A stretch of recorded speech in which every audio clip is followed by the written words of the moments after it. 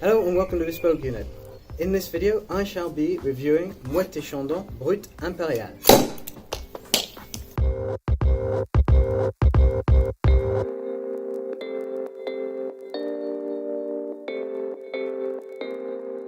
So if you want to savour champagne like that, and trust me, it's easy, just use the links in the top right corner here and down below in the description where we have a full guide on how to do it. Now let's actually get down and review the champagne. Moët Chandon is one of the most recognisable, if not the most recognisable champagne in the world, outside of potentially Ace of Spades and Cristal, which are more newcomers to sort of the popular market. Founded in 1743 by Claude Moët, it gained the second part of its name in 1833 when Pierre-Gabriel Chandon joined the house. Moët Chandon is part of the LVMH family. It's actually the M part of that name, and today produces 28 million bottles of champagne, which is huge. I think it's probably the highest or the second highest producer in the world. As for the champagne itself, well, it's a Brut and a typical cru made in a tradition blend, which means it's just a regular blend. If you want to know what all these mean, just look in the description below and you'll see a plethora of guides on champagne. In terms of composition, we're looking at about 40 to 50% of Pinot Noir, 40% Pinot Meunier and 10% Chardonnay. So like every review, we'll be starting with the Robe Perlage. Down here I have a Bespoke Unit champagne sheet, which is the review matrix that we use for every champagne review. I can't take it out because of the wind, it keeps blowing away, so if you just head to the description below, you'll see a guide on how you can use a blown version at home to review your own champagnes and wines. It works for all wines as well, at home or among friends. So in terms of a Robe and Perlage, first of all we want to look at the clarity and the hue. So here we're looking at a more golden, dark straw hue, and in terms of clarity, it's not overly clear. You put it against a white surface. I'm using a shutter over there, where you can put it against the sky, which is fine as well. It's not overly clear, there is some tint to it. In terms of bubbles, well, here you can't tell as well because it's been open for a while and I've been trying this before doing the video, but it's we've got some very lively bubbles in a very small size, so that's what you want lots of bubbles, very small and quite energetic. So next, let's give this a sniff.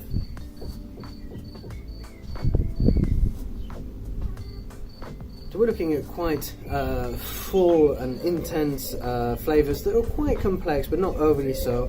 In the first nose, I said that I picked out, you can check the written review which is in the link below as well, an opening of almond croissant, some green apples and honey, as well as white flowers in there and a bit of lemon curd. With this bottle I'm trying, which I didn't use for the written review, there is some of the almond croissant, the honey, less of the green apples, and there is some lemon curd in the finish. And of course the part that we all are looking forward to, which is the palate and taste. So bottoms up.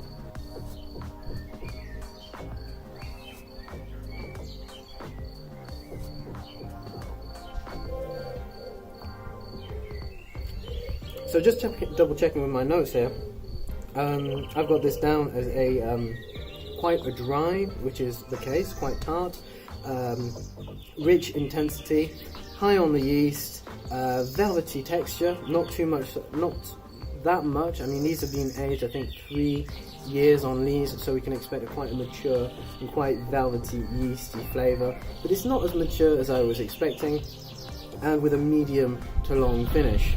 In terms of flavours, this opens on some cranberry, a little bit of ginger, not so much the green apples as opposed to what was in the written review. In the centre of the flavours now, I think I was getting citrus and brioche.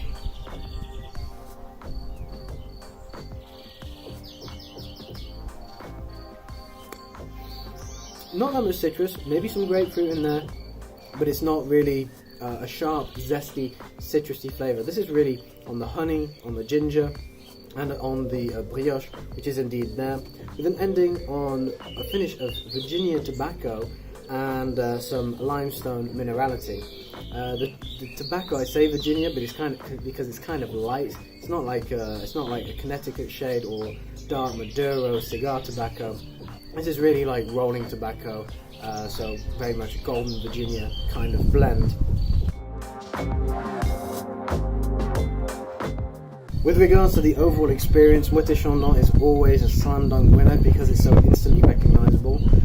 Nevertheless, it does not let down. In terms of label here, we have this embossed texture with a velvety finish. It's very premium, very high quality. It's instantly recognisable with the royal warrant proudly displayed on the back. In terms of the cork, well, I can't actually see how fresh and how springy the cork is because I savoured this earlier, so it's hard to check, but it seems like in really relatively decent condition and it hasn't been left corked for too long. The plaque, which is somewhere, I lost it. The plaque is basically gold with Moët in big letters. It's okay, it's nothing exceptional, it's not as impressive as, say, Perrier which have a lovely little touch on there. Value for money, this is by no means a bad champagne, but there is a lot more that you can get that offers significantly better value for money. However, that said, in terms of quality control, in terms of the gold standard, and in terms of the most recognisable and enjoyable famous champagne, this is probably going to be quite high up there. So you can find better, but in terms of prestige and brand recognition, here you have something that's always a winner. So the shades cast over here, so I'm going to keep this brief and just quickly talk about pairings because I want to get back into the sun. First, this goes fine with any antipasti and aperitifs, so breadsticks, french fries, olives, popcorn, tapenades are all excellent choices. If you want to go crazy, splash some caviar out, this will go quite nicely with it. In terms of starters and hors d'oeuvres, oysters and pâté would be an excellent choice, and in main courses this would actually be quite fun at a barbecue or with pizza because of that kind of smoked meat, and you'd also have some melted cheese. It would go quite nicely with the yeastiness. But if you want to be more conventional, fish, pasta and pastries will be fine, as would shellfish and white meat being really the classic for champagne.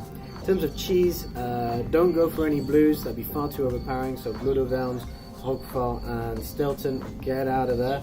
But use cheese, so from sheep's milk, that would be absolutely fine, as would any soft cheeses such as a fresh and young brie, so nothing too mature, as well as a soft, as well as like a hard Comté or Beaufort.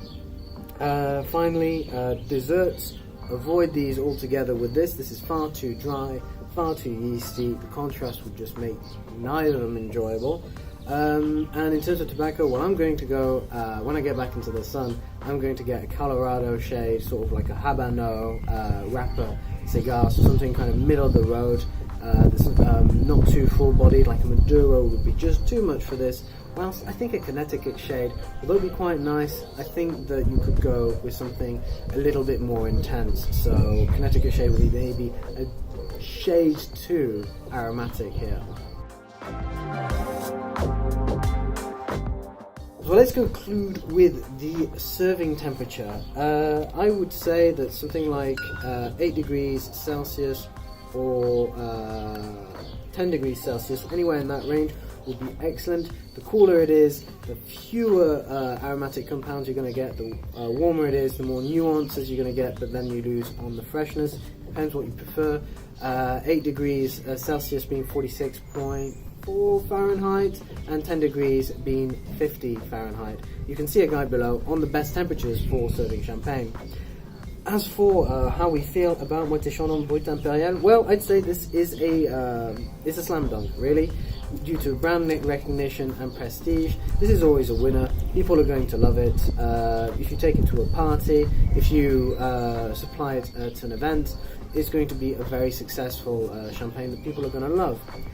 Is it a good champagne? Well, there are things, it is a very good champagne, but there are things that can be much better on the price point. There are some much nicer champagnes out there, but they're lesser known, and this is a reliable and kind of a gold standard house that has good quality control and always performs and gives you something that you're going to be satisfied with. Well, I'm now going to go and get back into the sun, get out of Stogie, and just enjoy the rest of my Saturday evening. I hope that you also have a very enjoyable evening, and I hope to see you soon. So like this video if you enjoyed it, leave a comment if you have any questions or comments, and don't forget to smash that subscribe button. I'm CP, and until next time, take care.